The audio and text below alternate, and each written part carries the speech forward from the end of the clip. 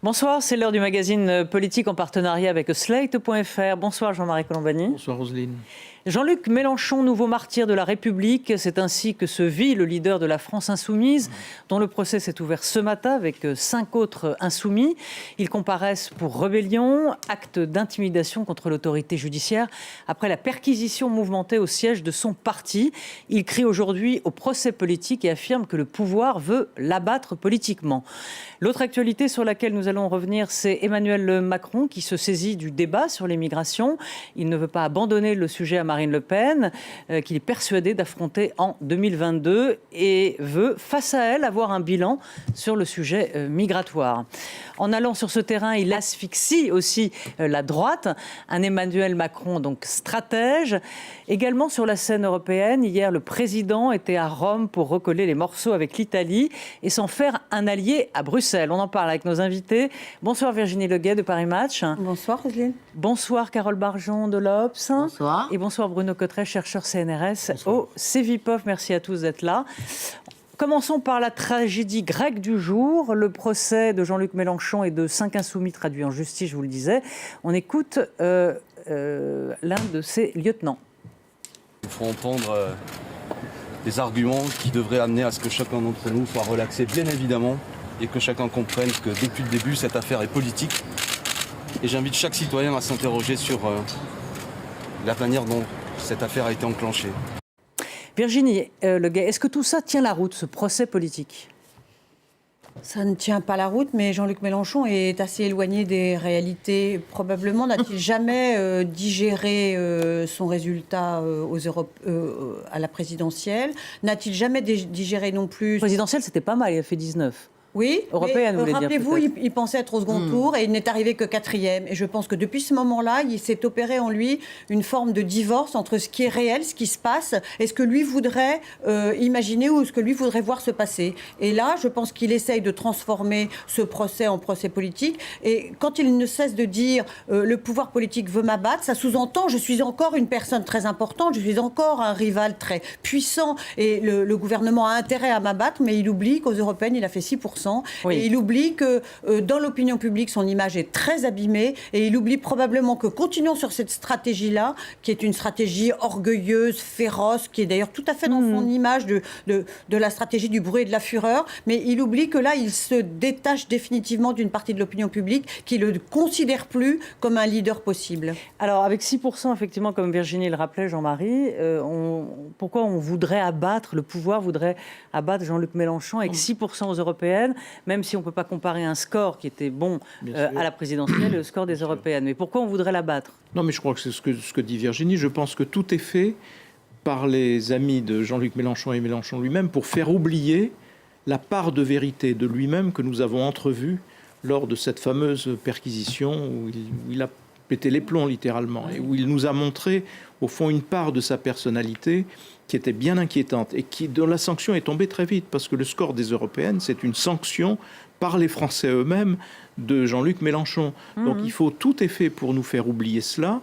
Et pour faire oublier cela, il faut se poser en victime, en martyr, chose qui n'est absolument pas crédible, parce que qui pourrait penser aujourd'hui qu'on voudrait faire un procès politique ? Au contraire, à la limite, les extrêmes servent plutôt Emmanuel Macron, donc puisque entre Emmanuel Macron et les extrêmes, il faut qu'il n'y ait rien.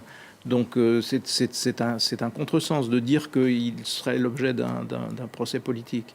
Mais voilà, et puis n'oublions pas que la France insoumise, ce sont des spécialistes de l'agite-propre. Et là, ils sont à l'aise dans la façon de raconter une vraie fausse histoire. Ils sont à l'aise et ils essaient de mobiliser, médias mobilisés, tout est fait pour accréditer cette idée. Mais ça ne marchera pas. Oui, mais ça ne marchera pas parce que ça fera difficilement oublier, encore une fois, ce que nous avons entrevu de la personnalité vraie de Jean-Luc Mélenchon. Qu'est-ce que ça vous inspire, Carole, cette affaire un peu... Grand guignolesque. Oui, grand guignolesque. Mais c'est bien le problème de Jean-Luc Mélenchon. En fait, il est dans une très très longue, malheureusement pour lui, une très longue descente aux enfers, en fait, depuis 2017. parce qu'il a eu ce score de 19%. Il était perçu pendant longtemps comme une grande voix de la gauche, parfois tonitruante, mais voilà, c'était un tribun, on lui reconnaissait le sens de l'histoire, d'être un homme extrêmement cultivé et surtout d'être un vrai républicain. Voilà, on n'était pas d'accord avec lui, mais il avait quand même cette image-là. Et c'est tout ça qui est parti en fumée. Parce qu'il y a, dans Mélenchon, il y a plusieurs Mélenchons. Il y a le en Mélenchon tribun qui plaît, qui est brillant. Qui plaisait. Moi, je dirais qu'il plaisait. Alors, oui. Qui plaisait, parce que, effectivement, je suis d'accord avec Jean-Marie, ces images lors de la perquisition où il agresse les policiers et où surtout, je vous le rappelle, parce que c'était pas une phrase anodine, où pour expliquer qu'on ne doit pas toucher un parlementaire, il dit ma personne est sacrée, au lieu de dire ma fonction est sacrée. Ce qui est très différent. Et donc là, on sent en plus la mégalomanie. Bruno, quel bénéfice il peut en tirer? Que croit-il en tirer, en tout cas, cette attitude-là? Je pense que le seul bénéfice qu'on puisse tirer d'une opération comme celle-ci, de cette dramatisation, c'est auprès de son cœur de cible, des sympathisants. Au fond, il n'y a que les sympathisants ou les électeurs de la France Insoumise qui puissent considérer que Jean-Luc Mélenchon, même s'il avait fait une faute en bousculant un procureur, c'est au nom d'une cause qui est supérieure, qui est son engagement presque révolutionnaire.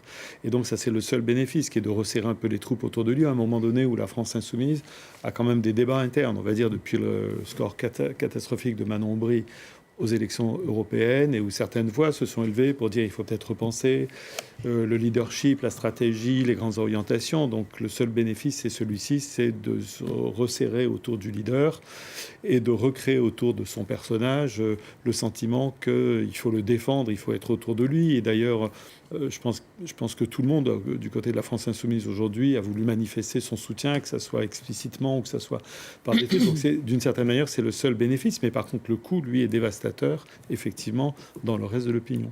Virginie, un mot? Oui, on peut noter que pendant l'absence assez longue de Jean-Luc Mélenchon pendant l'été, un certain nombre de responsables de la France Insoumise se sont exprimés et que leur ton était très différent du ton habituel de Jean-Luc Mélenchon, bien sûr, mais surtout de quand Jean-Luc Mélenchon est présent, ils n'ont pas le même ton que quand il était absent. Quand il était absent, on a entendu des arguments des différents responsables de la France Insoumise, mais même Adrien Quatennens, qui s'exprimait avec, somme toute, beaucoup plus de bon sens, de raison et de pertinence. Depuis le moment où Jean-Luc Mélenchon a remis les pieds en France, tout le monde fait groupe par force autour de lui, fait corps autour de lui, et on repart dans ce qui a été justement le grand facteur de coulage politique de la France Insoumise, c'est-à-dire presque l'hystérisation du débat. L'hystérisation du débat, c'est quelque chose, je pense, qui va ruiner définitivement Jean-Luc Mélenchon. Il ne s'en rend pas compte, mais il est en train de couler. Et cette descente ne sera probablement pas arrêtée par quoi que ce soit d'autre. Le modèle, c'est ce que l'on appelle en Amérique latine le leader Maximo. Voilà, alors le leader Maximo, justement, qui se compare à Lula, puisqu'il a été le voir, et Lula est emprisonné, donc l'ancien président au Brésil, pour 8 ans, et lui est vraiment victime d'une machination politique, donc il compare les choux et les carottes, quoi. Jean-Marie. Oui, tout à fait. Lula et Madame... la successeur de Lula, Madame Rousseff, et Dilma Rousseff, qui ont été objectivement victimes d'un montage et d'une sorte de coup d'État institutionnel, puisqu'on a vu que le juge qui était à l'origine de tout cela s'est retrouvé ministre de la Justice aussitôt après, et que c'est en train de s'installer au Brésil un régime autoritaire, un vrai régime autoritaire dangereux. Donc on n'est pas du tout dans les mêmes sphères aujourd'hui que celle que décrit Jean-Luc Mélenchon. C'est d'ailleurs la narration que Jean-Luc Mélenchon essaye de porter dans l'opinion aujourd'hui. Il est le Lula français. Oui, mais Lula est un homme de la gauche modéré. Lula est un homme de la gauche modéré. C'est pas du tout un homme de l'ultra-gauche comme l'est Jean-Luc Mélenchon. Et puis j'ajouterais que de la part d'un élu de la République, attaquer comme il le fait la justice a quelque chose d'extrêmement pernicieux et dangereux, surtout dans une période qui est comme celle que nous vivons, où on entend dans la rue des gilets jaunes et d'autres crier leur incompréhension devant ces soi-disant élites qui nous gouverneraient et qui nous mentiraient. Et Jean-Luc Mélenchon, il va dans ce sens-là, mais ce n'est pas la responsabilité d'un élu de se comporter de Et puis cette on peut façon-là. penser aussi que n'importe quel citoyen Qui se serait comporté comme ça aurait été immédiatement garde à devant un vue. procureur, vis-à-vis d'un procureur, Absolument. vis-à-vis des policiers, serait déjà condamné peut-être en flagrance. Donc franchement, ça... Non, mais moi, je ça- pense que c'est pour ça aussi qu'ils cherchent l'hystérisation du Oui. débat, évidemment. C'est parce que ça permet de détourner l'attention sur De ce qu'il a camoufler, vraiment... de camoufler non la seulement, réalité de effectivement, ces ce qu'il a fait, mais aussi de masquer les bisbilles qu'il y a Interne. au sein de la France insoumise, parce que ça fait quand même Il suffit d'entendre Clémentine plus d'un Autain, an, mais bien sûr, ça va très mal Bien sûr. Il y en a beaucoup qui au sont sein de la partis, France d'ailleurs. insoumise. Ouais. Il y a des gens qui sont partis, aux médias qui étaient proches, c'est une joyeuse pagaille. Média Enfin, TV, ouais. ça va pas bien du tout dans ses rangs. Non. Oui, puis il faut voir qu'on touche le cœur de l'image de Jean-Luc Mélenchon, c'est-à-dire la vertu, la probité publique, le républicain intransigeant, donc à la fois le contenu des reproches qui l'amène en justice, et puis cette scène, effectivement, vient le percuter un peu cette image. Oui, parce que qu'il le veuille ou non, ces images sont dévastatrices pour lui. Il a beau expliquer que c'est un montage, qu'on comprend pas bien, qu'il faut voir dans l'ensemble, et puis quand tout le monde voit dans l'ensemble, il réexplique que du coup ça relativise beaucoup. Ces quelques phrases qu'on a mis en exergue, ça ne change rien. Tous les Français qui ont vu ces images se sont dit ah là il y a un truc qui va pas. Ouais. Et le truc qui va pas, mais ça va lui coller à Mais la le peau truc qui va pas jusqu'à la non fin de plus, sa c'est de carrière crier politique. au complot politique, alors que dans le même temps, il y a eu Richard Ferrand, quasiment il y a quelques jours, qui a été mis en examen, qui est un proche du président. Donc s'il y avait la justice n'était pas François Bayrou qui a été indépendante. entendu, voilà. Qui était Marielle de entendu, Sarnez qui a Marielle de été Sarnez. Ça entendue. ne tient pas la route, on est d'accord. On va parler de Macron, donc qui s'empare du sujet de l'immigration. C'était devant les parlementaires. Il leur a dit qu'il fallait regarder les choses en face. Jean-Marie, est-ce que dans le fond, il n'y a pas une fatalité en France selon laquelle, l'immigration ne serait réservée stricto sensu à l'extrême droite? Oui, puis le choix du moment est quand même très perturbant parce que Emmanuel Macron s'exprime au seuil d'une campagne municipale et dans un moment de faiblesse. Le pouvoir actuel est faible dans l'opinion. Bruno nous corrigera, mais il est faible et il se lance dans une immense réforme qui est la réforme des retraites, qui est très difficile, un cap très difficile à franchir, avec un contexte très anxiogène. Et donc, voilà, que fait-il dans ce moment-là?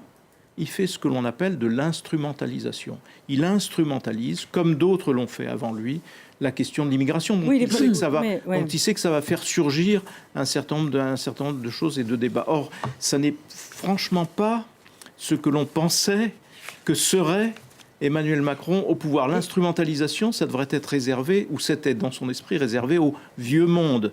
Or, le voilà qui, de façon extrêmement cynique et classique, C'est de la triangulation, jette cela. C'est même pas de la triangulation. Il jette ce sujet et pour enflammer et ça va avec enflammer. le choix des mots. Et Ça après, va, Carole, ça oui. va. Et après, avec le choix des mots, vous vouliez... Et le choix des mots est sur le parti bourgeois, on oui, doit le pas être choix un des parti mots est bourgeois. extrêmement très perturbant parce que le voilà qui vole au secours de la thématique qui est développée et par le Front National et même par les Gilets jaunes, c'est-à-dire le voilà qui dénonce les bourgeois, un parti bourgeois.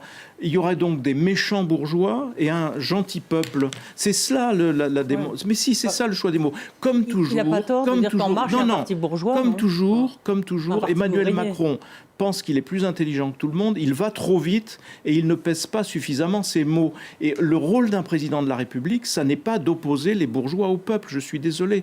Et surtout quand on sait qu'en face, le second tour qu'il est en train d'essayer de réinstaller dès maintenant avec Marine Le Pen, elle fait quoi ? Elle explique qu'il y a d'un on va côté écouter, la France d'en haut et de l'autre la France d'en bas. Donc d'aller au secours de cette thématique-là, de la légitimer, je trouve que c'est un jeu extrêmement dangereux. Oui, alors c'est vrai que ça n'a pas réussi. Ça a réussi à Nicolas Sarkozy en 2007, pas en 2012. Alors, Exactement. Hein, Et il avait asséché le- est-ce que ça a réussi à Laurent Wauquiez de creuser ce Non, mais il y a- sillon-là? Ouais, Est-ce que ça a... ouais. Voilà. Non, mais il y a plusieurs sujets, parce que, en fait- Carole est juste spécialiste une de la petite droite, phrase, donc elle va nous- juste une petite phrase. Bon, une petite phrase. Une Allez. petite phrase d'Emmanuel Macron lui-même. Petite phrase de 100 mots. Emmanuel Macron lui-même parlant de l'Italie.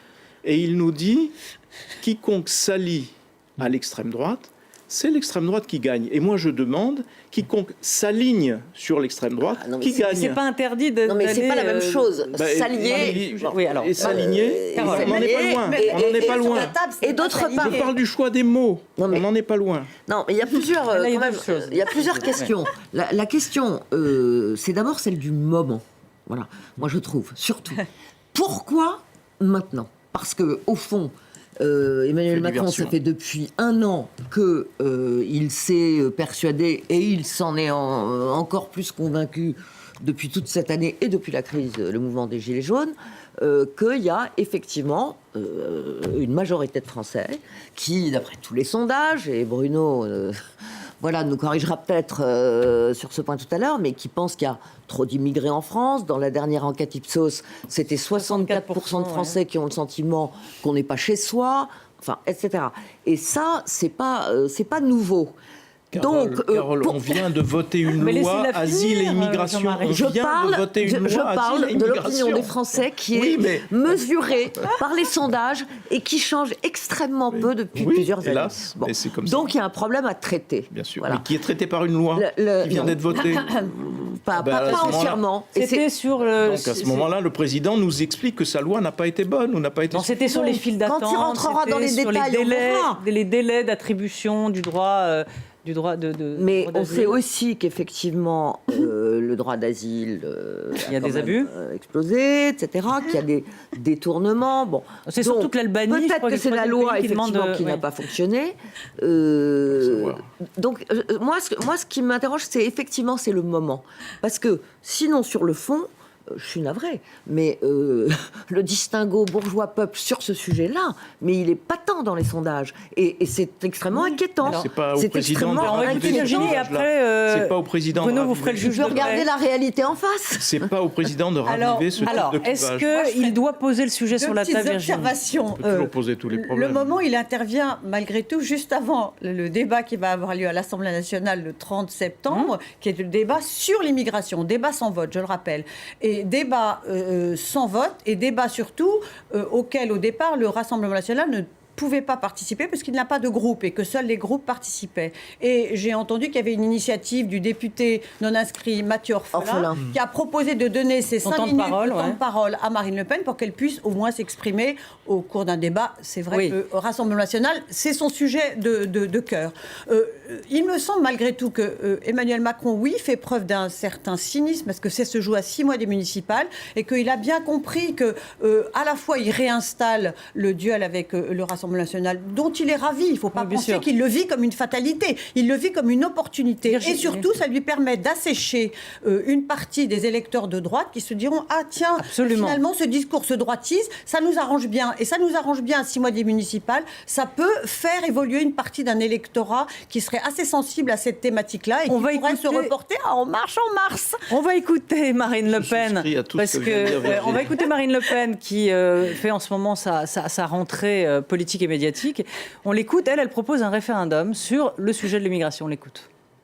Il a dit lui-même qu'il s'agissait d'aller rechercher des électeurs qui étaient partis. Bon, ça, c'est vraiment le prototype de la vision électoraliste. Pourquoi ? Parce que s'il avait une vraie conviction sur l'immigration, il n'aurait pas attendu 2 ans et demi compte tenu de la gravité de la situation. Si vraiment Emmanuel Macron est convaincu qu'il y a un problème avec l'immigration, il fait un référendum. C'est ça que je viens de demander ce matin. C'est aux Français de se prononcer. Virginie.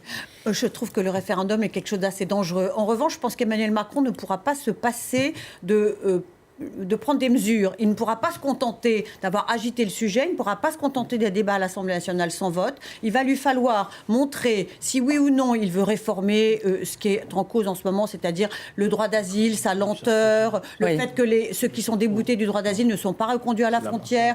S'il veut réformer, ce qui marche mal, même s'il veut modifier le panier d'accès à l'aide médicale d'État, il y a des sujets qui sont sur la table. Alors, est-ce qu'il veut réellement faire quelque chose ou est-ce qu'il ne fait pour l'instant que de l'agitation verbale ? Alors, je vous repose la question, Bruno, sur cette fatalité en France qu'on on abandonne en quelque sorte le sujet de l'immigration à l'extrême droite, donc au Rassemblement national, et que dans le fond, c'est un sujet piège pour celui qui le propose. Est-ce que ça va être ça aussi le défi d'Emmanuel Macron, c'est de pouvoir poser un débat apaisé sans que sa majorité se pince le nez? Ce qui est sûr, c'est que c'est un sujet piège, difficile, compliqué. Par contre, l'idée de dire que c'est un sujet tabou dont personne ne parle, je suis pas sûr. De moins en moins. Parce que rappelons-nous quand même Nicolas Sarkozy qui avait quand même beaucoup axé le débat public. Rappelons-nous qu'il y avait mais le discours de Grenoble, ça lui a pas apporté. Voilà, ça lui a pas. Mais bien sûr, mais je veux dire ni François Hollande sur la déchéance de nationalité. Je lis ce qu'essaie de faire Emmanuel Macron. Il y a plusieurs angles, effectivement, il y a plusieurs entrées. La première, je trouve qu'on retrouve chez Emmanuel Macron cette rhétorique que rien n'a été fait avant lui.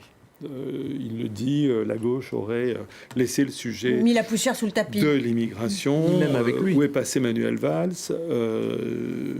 Voilà, on n'en parle pas, mais d'après lui, rien n'a été fait. Il faut regarder les choses en face. Et c'est un élément de discours très important d'Emmanuel Macron, il est le seul à avoir le courage de poser les problèmes et de regarder les choses en face, car il est un homme courageux et déterminé.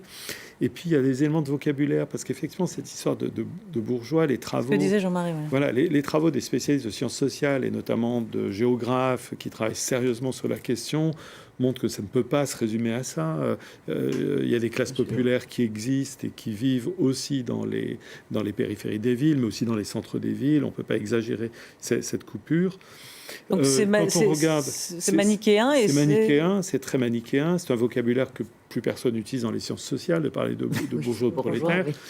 Quand on regarde les choses, ce sont beaucoup plus les écarts liés au niveau de diplôme qu'à la catégorie sociale qui sont très forts sur toutes les questions relatives à l'immigration. Dans l'enquête qu'on réalise à Sciences Po, le baromètre de la confiance politique, en janvier dernier, on avait à peu près 60% de Français qui disaient qu'il y avait trop d'immigration en France. On était à quand même 40-45% chez les cadres supérieurs, chez les travailleurs indépendants, chez les ouvriers à 70%, chez les employés, dont on pourrait dire qu'ils font partie des catégories populaires, on était à la moyenne à peu près à 60%.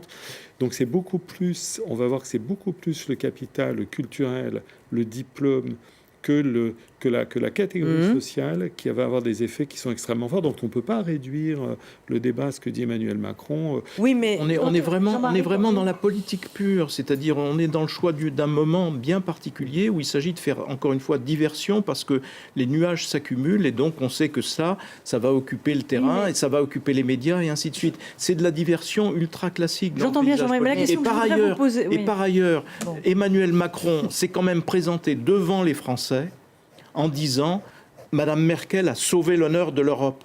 Qu'est-ce qu'il y a de commun entre l'homme qui disait, et qui était sa promesse électorale, Madame Merkel a sauvé l'honneur de l'Europe, et celui qui vient nous opposer les bourgeois. Mais regardez le résultat, Jean-Marie, regardez les gilets jaunes en Allemagne aujourd'hui. Il y a eu les gilets jaunes. Oui, mais d'accord. Non, mais en Allemagne. Mais 6 mois de gilets jaunes. Mais est-ce que les gilets jaunes ont posé le problème de l'immigration?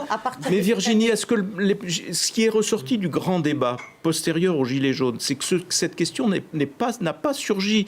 Et c'était même ce qu'a dit Macron lui-même. Cette question ne lui a pas été posée, n'a pas surgi du grand débat. Ce qui a surgi du grand débat, c'est les revendications des gilets jaunes, c'est-à-dire des revendications de pouvoir d'achat, des revendications de demande de services publics face à la désertification du pays. C'est ça les urgences du pays. C'est aussi la question de la défaisance actuelle du système de santé qui préoccupe les gens. Et les flux d'immigration sur l'Union européenne, depuis 2015, entre 2015 et aujourd'hui, ont été divisés par 5.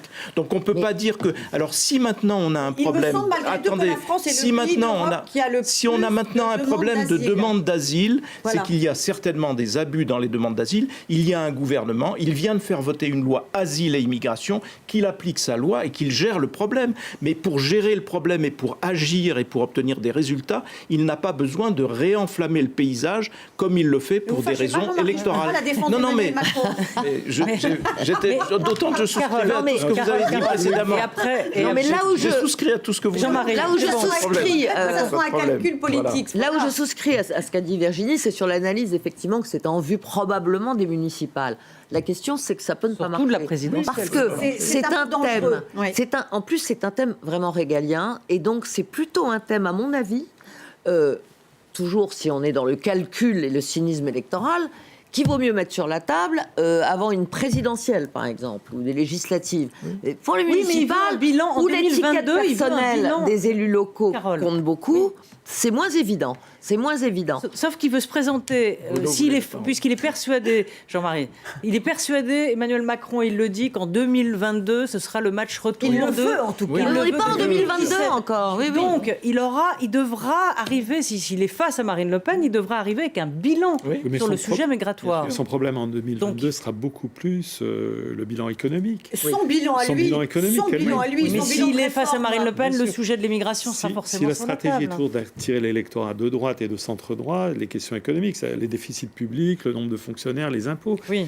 le chômage, la croissance. J'ai bien écouté Jean-Yves Le Drian ce matin, et Jean-Yves Le Drian ce matin, évidemment, recadre les choses en disant qu'il s'agit simplement d'un débat où on va mettre d'un côté les faits, l'histoire de l'asile et des abus sur le droit d'asile, et d'autre part les valeurs. Enfin, bon, ça, il n'y a rien à dire à cela. S'il s'agit de poser ce débat dans ces termes-là, il n'y a rien à dire. Alors là, Et ça encore sert à une fois, rien. Jean-Marie, Mes poser chers- le mes débat chers- en ces termes-là entraînera forcément mais des si conséquences ou mais des décisions. On ne le peut pas juste président, poser les choses. si le président l'avait posé comme ça, il n'y aurait pas toute cette Non, émotion. non, c'est pas vrai, Si, Jean-Marie. il n'y aurait Non, pas cette émotion parce que les bourgeois le fait et les même peuples, je qu'il suis désolé. inscrive au menu, enfin qu'il demande Un au débat gouvernement sans vote. d'inscrire au menu de l'Assemblée nationale un débat sur l'immigration, Sans vote. a déjà été critiqué de la même façon. Non, mais ça, il n'y a pas à Donc, critiquer, c'est normal. Carole, Il y a un débat, mot c'est sur la normal, droite. il y a pas à Et après, critiquer ça. un mot sur la droite. Là, il jette aussi un pavé dans le camp, pas seulement de sûr. Marine Le Pen, Non. mais dans le camp de la droite. On Bien a sûr. même entendu la réaction de Gérard Larcher, qui n'était pas très content. Ah, le c'est président chez- Oui, du bien de la entendu. droite, Mais bien entendu,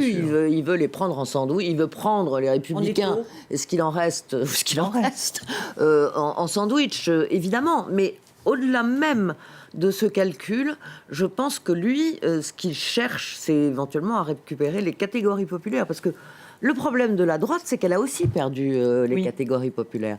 Elles sont au Rassemblement national.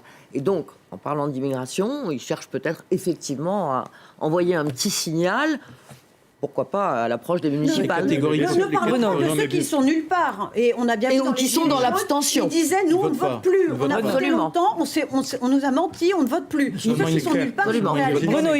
il veut C'est clair récupérer qui qu'il veut- Pardon. il veut essayer de récupérer ce La qu'on droite. appelle les catégories populaires. Ce qui est gênant dans le raisonnement, c'est d'ailleurs de faire cette espèce de saut explicatif, de dire c'est ça qui intéresse les catégories populaires. Exactement. Mais non, la question du pouvoir d'achat, des inégalités, etc., c'est ça sur lequel il est attendu du côté des catégories populaires. Je fais deux petites observations. La première, c'est sur la déclaration du ministre des Affaires étrangères, poser les faits d'un côté et les valeurs de l'autre. Mon Dieu, le ministre des Affaires étrangères découvre ce que la psychologie sociale sait depuis plus d'un demi-siècle, c'est-à-dire que les êtres humains que nous sommes, quand ils réfléchissent aux problèmes politiques et sociaux, il peut y avoir une grosse déconnexion entre la réalité objective et l'image qu'on s'en fait.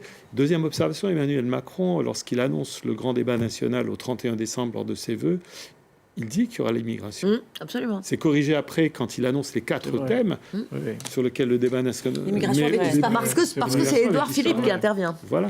Alors, je voudrais En juste... plus, oui, tiens, Édouard Philippe, c'est intéressant parce que chez Juppé, on a Sujet toujours piégeant et détesté, Ouais. les envolées à la Sarkozy sur ce sujet. C'est vrai. Que vient d'imiter Emmanuel Macron, petite parenthèse. Et donc je me demande quel est le fort intérieur d'Édouard Philippe sur ce sujet. Il a quand même pas dérapé comme Non. Sarkozy l'avait fait sur le discours de Dérapé. de Mais Mais il a Grenoble. certainement mis mal Il à y avait l'aise lié ce sujet. immigration et La gauche de sa insécurité. majorité a certainement été très mal à l'aise. On de ce rappelle discours. que le Oui, discours enfin, de attendez, Grenoble, parce que dans le langage, il y a une énorme différence, effectivement, entre celui que pouvait utiliser Sarkozy, ou même celui qu'a utilisé Macron l'autre jour, et celui d'Édouard Philippe. Mais puisqu'on parlait d'Alain Juppé, il faut quand même rappeler que dans sa campagne présidentielle, Alain Juppé était très dur sur l'immigration, enfin très dur, dans les limites républicaines évidemment, mais il voulait absolument renforcer Frontex, Dans ses campagnes c'est-à-dire lors de la les primaire. gardes-frontières européens, Il y a etc. pas eu Enfin, je encore veux de dire, campagne. C'est le béaba. c'était, oui, enfin c'est le béaba, c'est le mais classique. c'était Juppé qui passe pour un angéliste quand même, Alors, qui le disait. Avant de passer à la chronique sur les réseaux avec Véronique Reisould, vous avez vu que Emmanuel Macron était allé hier à Rome, donc il reprend la main avec l'Italie, l'Italie renoue avec l'Europe. Et écoutez ce qu'il disait notamment sur l'immigration. On l'écoute. En Europe, je l'ai dit, l'Union européenne n'a pas fait suffisamment preuve de solidarité avec les pays de première arrivée, notamment l'Italie. Et la France est prête à évoluer sur ce point dans le cadre de la remise à plat des accords de Dublin. et je souhaite que nous puissions ensemble travailler à une solution nouvelle, plus forte et plus solidaire. Voilà, plus solidaire, donc il a un discours sur la scène extérieure qui est différent sur la scène intérieure. Enfin, il a un discours de réalité. Il a raison sur tout ce qu'il dit. Il a raison. Il faut revoir l'accord de Dublin. Il faut. Oui. Et c'est vrai qu'on a été gravement coupable vis-à-vis de l'Italie. L'Italie, qui, petite parenthèse, a engrangé, entre guillemets, 4000 personnes depuis le début de l'année, accueilli 4000 personnes depuis l'année. Donc il n'y a plus de flux, il n'y a plus de crise au sens où on a pu vivre la crise il y a encore quelques années. Mais cela dit, ce qu'il dit est très raisonnable. Alors, juste un petit mot. Juste un tout petit mot, parce que c'est très différent de ce qu'il dit sur la scène intérieure. Il faut quand même... Non, pas très différent. Il parle de solidarité. Oui, il faut alors quand même raison garder, parce qu'on peut effectivement analyser ça comme électoraliste, voire cynique, etc. Mais en même temps, qu'est-ce qui est annoncé pour le moment? On verra ce que le gouvernement fera. Il est annoncé des contrôles renforcés du droit d'asile, parce qu'il y a des détournements, ainsi que sur l'aide médicale d'État, où apparemment le panier de soins serait un peu détourné. Oui. Voilà, il est également annoncé une vigilance pour les retours de ceux qui auraient été déboutés du droit d'asile. Mais on sait qu'il y a 96 ou 97%. Oui, mais là c'est moins clair, c'est moins précis. De ceux qui sont déboutés du droit d'asile, qui ne rentrent pas chez eux et qui restent en France. Ouais. Regardez ce tweet d'Alexandre Benalla sur Emmanuel Macron, qui dit en substance que c'est... voilà, je n'ai pas mes lunettes, là, je suis embêtée. Quand tu comprends que Nicolas Sarkozy a le numéro de ton ancien patron et qu'il doit t'appeler régulièrement. Voilà. Jean-Marie. C'est un analyste... un analyste politique. Futur éditorialiste, candidat aux chaînes d'infos, ça c'est clair. Voilà. Alors, on accueille tout de suite Véronique Reissoult pour la chronique sur les réseaux.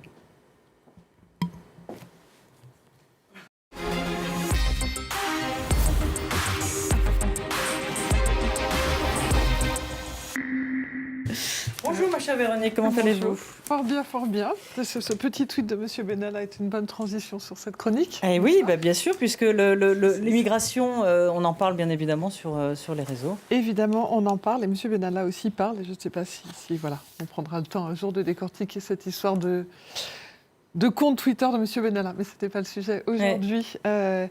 Alors oui, on en parle, et du coup, ce que j'ai fait, c'est que j'ai regardé quels sont les mots-clés, parce qu'il y a beaucoup de sujets. Donc en gros, quand on associe, parce que si on met immigration, forcément, il y a beaucoup de choses qui sortent. Donc on a resserré la recherche, on a fait immigration et M. Macron en même temps. Qu'est-ce qui se dit? En gros, un peu ce que vous avez dit, donc les internautes ne sont pas si décalés que ça. On n'a jamais dit qu'ils étaient décalés. Il y a une espèce de forme d'incompréhension. Le mot bourgeois ressort en très gros, bien sûr, parce que c'est cette phrase qui a beaucoup choqué, qui a beaucoup interloqué et qui a provoqué beaucoup de questionnements. Et puis après, en gros, ils sont un peu dubitatifs. Ils n'arrivent pas à comprendre. Donc pour beaucoup, c'est hypocrite, électoraliste. Voilà, ils ne comprennent pas trop.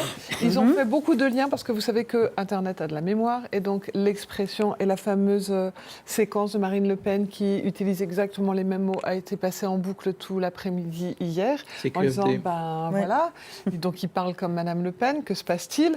Et donc il y a une forme de malaise qui s'est installée, qui est un mot qui sort souvent, et puis les mots pauvreté, populaire, bref, il y a un petit peu on va dire, d'insincérité qui est perçue et beaucoup d'incompréhension sur la position, le pourquoi. Pourquoi est-ce qu'il y a eu cette sortie et où veut-il aller? Ensuite, donc l'actualité. Donc, on en a parlé au début de cette émission, c'est Jean-Luc Mélenchon. Et là, j'imagine que ça doit aussi faire causer sur la toile. Hein. Alors, ça fait causer, et comme vous dites, et en fait, ce que j'ai voulu faire, c'est savoir, est-ce qu'on parle plus de M. Mélenchon ou de la France Insoumise? Bon, vous doutiez que la réponse était plutôt de M. Mélenchon, mais quand même, les proportions sont intéressantes. Donc, on veut dire qu'il incarne encore beaucoup, parce qu'on entend des tas d'interrogations sur est-il encore le leader de la France Insoumise? Est-ce que, voilà. En tout cas, il attire la lumière, très certainement. C'est lui qui brille le plus sur les réseaux sociaux, pas toujours en positif, mais en tout cas, c'est de lui dont on parle le plus. Après, j'ai regardé ce qui se disait sur lui. Et en gros, il y a une phrase qui lui colle à la peau, qui est « c'est moi la République ». Vous avez cité beaucoup d'exemples, mais « c'est moi la République », ça lui colle à la peau. La notion du procès politique, honnêtement, dans tout ce que j'ai lu... Les gens y croient? Non, pas du tout. Il n'est pas suivi, sauf par les gens de la France Insoumise. Eh oui. En fait, il y a vraiment un énorme... Ce que disait Bruno, son cœur de cible. Voilà, son cœur de cible. Et on voit qu'en gros, on ne parle plus de lui que pour cette histoire de perquisition. On ne parle pas de ses idées, on parle pas de on parle que de cette histoire de procès de perquisition. Voilà. Donc il ne va pas être du tout capitalisé là-dessus. Hein. Mais lui-même ne parle pas de ses idées, lui-même ne parle que de ça. Parce qu'il a-t-il encore des idées? Il faut vous dire qu'en plus, Jean-Luc Mélenchon, c'est la personnalité politique qui a un écosystème numérique le plus réussi, le plus solide, entre sa chaîne télé, son blog, voilà. Et quand vous regardez, il ne fait que parler de ça. Donc en fait, les uns et les autres l'aident. Par contre, les arguments qu'il donne sont bien imprimés auprès des militants. Et quand on regarde les émojis dans ces messages sur M. Mélenchon, c'est assez révélateur. En fait, les gens sont morts de rire, quoi. En fait, il y en a plein. Et donc... ça n'était pas du tout ça il y a 2 ans, et on sent qu'en 2 ans, au fur et à mesure, le crédit est parti. Enfin, quand vous avez 2 personnages qui sont aussi importants et aussi morts de rire, pour plein de raisons différentes, ça ne marche pas. On voit qu'il y a plein de symboles autour de c'est du cinéma, c'est des clowneries, bref, ça ne prend pas. Et après, je me suis dit, quels sont les qualificatifs les plus associés? Et j'étais différenciée, les militants et le reste des gens. Et ben en fait, ça parle en soi. Pour les 3/4 des internautes, en fait, il est autoritaire, il est dangereux, il est violent, il est agressif. Et pour les militants, il est juste. Il est autoritaire aussi, mais ils le vivent plutôt bien. Ils le trouvent calme. Alors, je ne sais pas ce que pour eux veut dire vraiment calme. Oui. Ils le trouvent calme dans la perquisition. Machin. Ils trouvent qu'il est resté. Il y a un problème de définition du mot, là. Voilà. Et combatif. Et alors après, il faut relativiser, parce que je vous ai donné tout à l'heure les volumes. Il y a énormément de discussions sur Jean-Luc Mélenchon, et les messages des militants, c'est 1500 messages. Mais c'est une réalité quand même de... Il doit avoir certaines fois le vertige un petit peu, parce qu'il doit bien avoir conscience qu'il s'est gâché lui-même. Oui, parce qu'il a beaucoup de talent. Il est quand même passé très près de quelqu'un qui aurait pu réincarner la gauche au sens large du terme, si seulement il avait compris. Mais c'est ce qu'il voulait faire au début. Oui, mais s'il avait compris à temps ce qu'il fallait faire. Au début, il voulait faire sur le modèle de Die Linke en Allemagne. Il a tout défait lui-même, donc ça doit être terrible pour lui. Franchement, de son point de vue politique, la campagne de 2017 était un très bel objet politique. Très réussi, très cohérent, très lyrique, très enthousiasmante, et elle a attiré beaucoup de jeunes. Je ne sais pas si vous vous souvenez, mais pendant la campagne, il provoquait de la joie. Oui. Vous vous souvenez, il y avait des tas de messages très positifs, et même les gens qui disaient qu'ils n'allaient pas voter pour lui l'admiraient, et on ne voyait pas des émojis. Véronique, si vous voulez avoir le temps le dernier truc sur les décrocheurs qui ont été relaxés, les décrocheurs ça a beaucoup fait parler. Donc en fait, voilà, je voulais revenir dessus parce que ça a été un sujet, on en avait parlé la semaine dernière, mais là on reparle forcément. Vous savez donc qu'ils sont passés devant le tribunal, et que donc le tribunal a légitimé la désobéissance. En tout cas, c'est comme ça qu'ils l'ont compris. Donc, comme vous le voyez, il y a le symbole de la lutte. Continuons, mes amis, c'est très bien. Il y a le symbole de la planète. Et oui, il faut sauver la planète, et c'est comme ça. Tout le monde a applaudi, a trouvé que la justice était juste. Enfin bref, les internautes, globalement, ont trouvé ça formidable. Et puis, il y a une petite part de la population qui dit, mais où va-t-on si les juges commencent à donner leur avis? Mais cette petite part dans la population est assez faible. D'une part, la légitimité du jugement des juges est quand même contestable, et d'autre part, moi je suis très choqué par ce mode de manifestation, parce que c'est un mode de tête au bout de la pique. C'est un symbole exessivement dangereux. On doit respecter le vote des Français. Il est président pour le mandat qu'il doit accomplir. Et donc cet acte-là me paraît extrêmement dangereux. C'est pour ça que je voulais vous en parler. Merci beaucoup, merci Véronique. On se retrouve la semaine prochaine. Merci à Camille Février et Charlotte Turien-Tomaca d'avoir préparé cette émission. Merci à toute l'équipe technique. À très vite.